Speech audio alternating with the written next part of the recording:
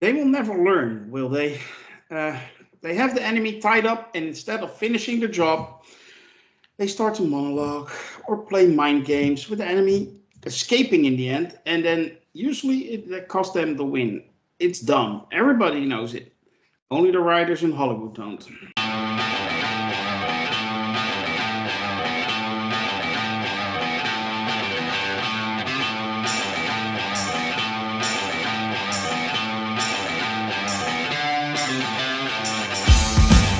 This is the review of champions, and I'm your host, Grandmaster. With me is a powerful panel made up of the finest champions Sakar has to offer. Let me introduce them to you. First up, voice only, we have Loki's mom. How are you this fine evening? Oh, really well. Uh, Good. Next up, we have the original, Mr. Taylor first. How are you? Great. And certainly last, but certainly not least, we have Merv. How are you? Fantastic. That's good to hear. Today we're going to talk about episode 8, the season finale of The Penguin. It was called A Great or Little Thing. But before we do, I want to ask you all to help us out. Like and share this video and subscribe to our YouTube channel and join our forum at sacar.freeforums.net. Set up an account. You can do that by clicking on the link in the description. You can join us in our shows on YouTube if you want to. No problem at all. Consider this your final warning. After this point, we are spoiling it. So if you haven't seen the last episode yet, do that first and then check out our review. So yeah, like all season finales or show finales, Oz and Sophia have their final showdown. And yeah, how that went down, we're going to discuss now. And we're going to start with quick thoughts. Well, start with you, Taylor. What did you think of the season finale? Did the show stick the landing?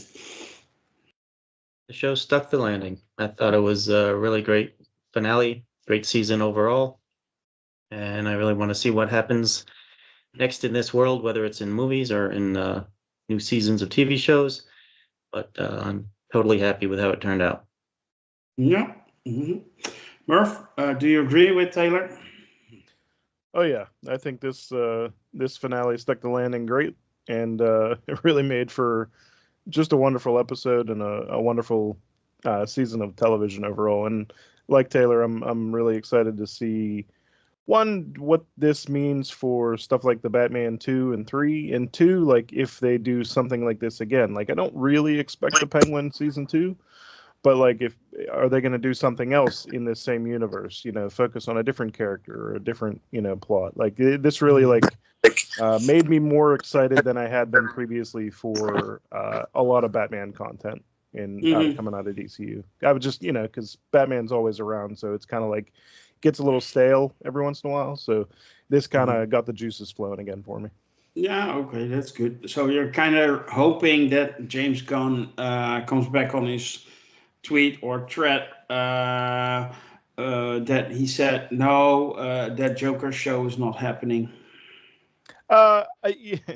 It's funny, but it's hard to forget the recent Joker 2 movie. So I'm fine if they don't do a Joker thing, but I would be really interested in. I mean, there's so many characters to choose from. We don't have to keep going back to Joker or honestly, that's just how I thought about the Penguin. Like you could choose any other character. Why the Penguin? But they made this show really good. Yeah, so, and it would be a different Joker. I know you get lost somehow because there are so many Jokers out there. Well, let's not get into that further, but there are too many Jokers out there. Yeah. Hard to keep up with. Lokismom, can I have your quick thoughts on the season finale of The Penguin? Yeah, it really consistent. I mean, it held up. I think it was a terrific ending. Plus, it had some little cliffhangers there for whatever may be coming ahead. But so yeah, we're not done with Oz or Sophia at all. I'm pretty sure about that. Otherwise, just really, really good, top quality TV. Yeah, I agree with all of you, so no need to get into details. Merv, Do you have any criticism at all? And you know what? I'm just going to throw it out there. The creepy mom vibes I got in like episode 7. Well, they were there. It in episode 8 as well. I mean that only that ending alone. Yikes. Uh, I loved it. Don't get me wrong, but yeah, that bothered me a bit. I think it was meant to. So I don't hold that necessarily against the show. I think that's meant to be another layer, if not the defining layer, of Oswald's uh, problem or disturbedness. Like Oswald's a very troubled character. He at times presents himself as very put together, and but that we see it's all a facade. It's all a deception that he tells himself and other people, and some people see through it a little easier than others, and unfortunately some other people like Vic fall victim to his manipulations and wind up suffering because of it. But yeah, Oz is not a very stable person. I think we Mental health wasn't is not really great. not his strong suit. No, no. No. But he can sure lie with the best of them. So, Okay. Okay, good. But do you have any criticisms of the final episode? I mean, not really. If I want to be nitpicky, I'll say that they didn't really answer my questions about Vic from last episode, where like, well, what was he doing all day? Well, he was getting an army together. Okay, well, why couldn't anybody get in contact with him? I mean, if you want to say like, oh, well, his base is in a sewer and there's no cell reception. Okay, sure, but that felt unanswered, but it didn't bother me in the moment because we got so much more with the rest as the episode went on that I didn't. I just moved on immediately because there were more interesting fish to fry throughout the course of the episode. So criticisms, I don't really have many. Praises, I have quite a lot of. I'll start with Sophia's arc here. Uh, just fantastic. I feel like I've been praising the character and the acting and all that stuff throughout, but her here, she was this close to just leaving it all behind, but she had this one thing she had to do, and of course it was the snare and the trap that basically keeps her in Gotham and puts her back in Arkham, which is her own personal hell, and um, it was really wonderful to see the interrogation scene or whatever you want to call it with her and Oz and the mom and that whole scenario play out. I thought it was brilliant. And I thought, even though it is like a trope to like put people in this situation where they eventually get out of and that sort of thing, instead of just shooting Oz in the head, she basically gives him opportunities to escape, and she's playing with him too long, and of course he does wind up getting out. But that worked for me so much because we saw what her driving factor was, which was her revenge. She's not out just to kill Oz. She wants to destroy him emotionally and everything else, and the way to do that, she thought, was through his mom, and it really was, except I think she underestimated how delusional Oz really is in regards to his own relationship with his mother or anyone else. But the one highlight like that I really liked as the kicker, because a lot of characters here wind up on a down note, but her kicker with the letter from Selena Kyle, and you see like the glimmer of hope on her face as she's in Arkham, where she's obviously borderline catatonic because she's depressed and she hates being here, blah, blah, blah. But that like moment put life back into her face. And I really hope they use this character again, because I mean, how great is it going to be to see her get some semblance of justice again, even though she's twisted and she's screwed up too. But like, I just want to see that character back out there, and to see her and a character like Catwoman, like maybe working together in the future. Like that's just, you got me there. So that was great. And I mean, the big one for me is, for everyone, I think, poor Vic. That was such an emotional ride, and I applaud them for actually having the guts to follow through on something like that, and to do what they did, and to essentially this whole series has been showing us that Oz is a terrible person, but that pushed everyone over the edge. It's like, yeah, he's bad, but he's bad, but and that was like, there's no more buts anymore. They took the last butt from us, and now we can't wait. Like, I personally can't wait to see him get pummeled by Batman. I am eager to see him just get the snot kicked out of him by Batman, and it's so deserved to me that I loved it. Uh, that's pretty much it for this episode. I could rant for hours about it, but I'll give the other champions a turn to speak. Yeah. Well, you say there were no more butts. Well, I kind of like Eve's butt, but anyway, Loki's mom. Loki's mom. Any criticism of the final episode, or you just want to go like Merv and praise it, and you can do that if you want to. Okay. Well, yeah. I mean, I see what Merv's talking about, because it's.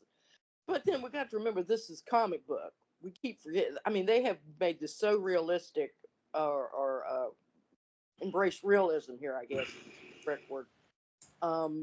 That those things kind of stand out, whereas I don't think they do when we're looking at straight up comic book genre storylines. No, like I said, I think this was one of the best, certainly the best comic book TV series and movie, for that matter, that I've seen. I can't give it. It's right up there with, as I said, with a lot of the Breaking Bad and then Better Call Saul and these types of stories. Script wise, maybe I think maybe the other two TV series were a little bit better, because I mean, Vince Gilligan is just a brilliant writer, but the writers, and unfortunately I don't know their names for this series, but they did really well too. And what I liked about watching through the whole series was all these tropes and everything they kept leaning on. Like, it didn't dawn on me, like when we were watching Top Hat. Well, remember, that's the Penguin's traditional, is the top hat and the tails. Well, of course, at the very end of the show, we see him finally in his penguin uniform. And so I like all the little references like that. Another one was, and you talked about Grandmaster, about the mother son dynamic. Really, like you say, that she was probably the greatest victim of the whole, because here she had to live her life knowing that her son murdered her other two sons. Yeah. But she had to somehow go on through her life and try to raise him as best she could. And like Rex said, learn to take advantage of it. And so I guess that's how she dealt with it. And of course, in the end, it destroyed her. Yeah. She had to relive it, and just totally destroyed her. And so I have nothing but total sympathy for Frances, played by Deirdre O'Connell, wonderful actress, just did a really great job. Also, she said, the devil, I have the devil living in my house, and what am I going to do about that? And it reminded me of, at that point, the Judge Holden in Blood Meridian. I don't know how many people have read that or are familiar with it. He is such an evil, evil, evil character, and yet he prevails. He just nothing. And at the end of the book, it's the line is like the famous line. It says, he never sleeps, the judge. He is dancing, dancing. He says he will never die. And I think that's so true. I think we just cannot, there's this persistent evil that just keeps bubbling up to our surface. For all of our good intentions, for all the things we want to do good, it just keeps bubbling up. And of course, Gotham City has always been representative of what is most corrupt in American society. So it's an indictment of the corruption in government and corruption in how we perceive our heroes. I mean, Oz is no hero. There's nothing. We kept saying, I lost my butt as far as Oz goes a couple episodes ago when he torched those people and he smiled while he did it. At that point, I said, there's no redeeming values in this man at all. That's how it was played. That's how they ended it. I do appreciate that. I mean, they didn't candy ass him in any way. He's just straight up evil, the kind that we have always had to endure throughout human history. So yeah, I appreciate that. Okay. Taylor, can I get some criticism from you, or are you joining the choir? I can't think of any criticisms at the moment. Maybe I'll come up with something as I'm going here. Well, then just But start yeah, I closing. agree. I agree with the other two. Uh, I agree with Merv that I want to see Sophia and Catwoman team up. I want to see that become a version of Gotham City Sirens from the comics, featuring those two. I thought the whole thing was really brilliant, especially how Oz twisted everything and set it all up perfectly so that Sophia would get the blame for absolutely everything that had happened all season long. And in doing that, and throughout the season, he remade the entire Gotham underworld. He got rid of the Falcones, he got rid of the Maronis, and he got rid of the heads of all of the under gangs, the more street level gangs, and replaced them with their second in commands, who are loyal to him now because he's like them. You know, he was a street guy, wasn't born into the families, you know. So he set all that up and made himself basically the king of the Gotham underground here at the moment. And the way it was all executed, of course, was brilliant. And of course, the whole season is a character study of this character, this the Penguin. Mhm. And it's really interesting. It's really interesting twist on it because we've seen this character in different versions many times, but they always have something in common, and that thing is that this desire for attention, this desire for self-aggrandizement, is what you always see with the Penguin. Why else does he wear a tuxedo and a top hat to be to be a criminal? Yeah. Why is he always running for mayor in every version? He wants praise. He wants to be loved. He wants to be noticed and seen, and that's what drives him. And they really took that in this show and dug deep into it, deep into his psyche, and find out just what a brutal, awful, horrible person he is. And but the one thing that drives him is that it's power, it's recognition, it's to be loved by his mother, by the people on the street, the way Rex was loved when he was a kid, and all that. It's all it's all tied together. It's all laid out there.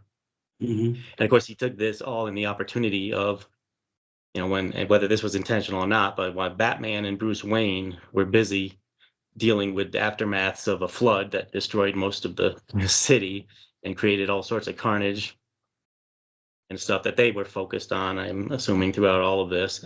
And he took advantage of it. A lot of bumps along the way. Obviously, he didn't plan all of this from the beginning, but he was so adaptable. He's so good at making lemonade out of lemons when they're handed to him, that he was able to overcome everything that was thrown in front of him. And now he is just sitting on top of the world with his comatose mother and his surrogate for his mother. He's just insane. He's evil, and he's just an incredible character. I gotta say, I love this show much more than I loved the movie, the Batman movie, which I liked, but it was nowhere near as good as this show was. So I hope this show boosts the whole franchise to higher, greater heights, because Yeah. this was just fantastic. Yeah. So you would urge Jimmy Gunn to make more of this universe next to the DCU, which is coming. Yeah, I know, that's a tough call. I want to see it go, as far as it can go, but I understand it's going to be really hard when they're going to have a massive other DC universe happening here very soon. They could maybe have this one, just go a few more years and just have a little bit of overlap before that one is in full swing and doing Mhm. crossovers and everything. It Mhm. might be okay. It could get messy at some point if they're both these two huge parallel universes at the same time. Mhm. Yeah. Yeah. Uh, I would agree actually on that. Um, um, well, let's just move on to a rating.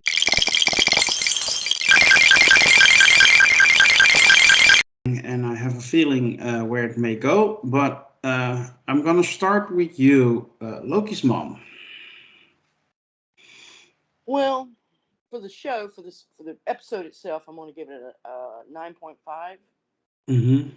My overall rating for the entire series, and I hoard my tens like they're the crown jewels, but I'm going to give this one a 10. well deserved.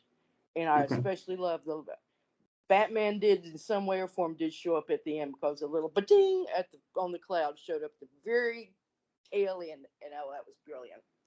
Yeah, he was there without being there. Really well done. Taylor, what number would you put on the season finale and the show as a whole? 10 out of 10. 10 out of 10. And I don't remember the last time I said that about a DC product, so good for them. Yeah, it's been a while. Merv?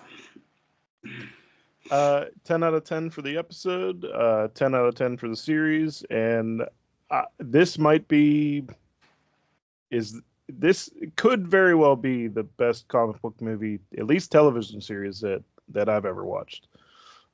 I'd have to really sit down and mull them over because there's way more than I actually thought offhand. But this series was so good that it doesn't even need to be attached to Batman. You know, Batman doesn't even show up, and it was still captivating and fantastic. So very, very great. May I remind you, you just gave Agatha all along also a 10, I think. Yeah, two totally different experiences, but both equally fantastic in what they achieved. Yeah, I agree. And it shows that comic book lore, whether it's DC or Marvel, is rich and you can do a lot with it if you are not ashamed of the comics. I'm going to give both also a 10. I absolutely love the finale. I can't fault it like you all. I didn't say much about it, but I totally agree. It was flawless and it elevated the show to a 10 for me as well. Like Lokismom said, that light beam in the sky at the end was chef's kiss, and it really makes me excited for the Batman Part 2. I hope it comes soon enough. That will conclude this review of Champions for a great or a little thing. Well, we can all agree it was a great thing. The season finale of The Penguin, it was. We hope you have enjoyed our discussion today. If you did, help us out, like and share this review, and subscribe to our YouTube channel. And if you really want more of us, join our forum at Freeforums.net. Just click on the link in the description and you can set up an account. It takes you 5 minutes and you can join our conversation. It's really nice. You can expect us to talk about Skeleton Crew in a few weeks. And we have some plans for 2025. Among them, continuing our Star Trek project, which of course will have its episode 12 early December as well. For now, I want to thank you all, also on behalf of our champions, and wish you to always walk steady. Bye.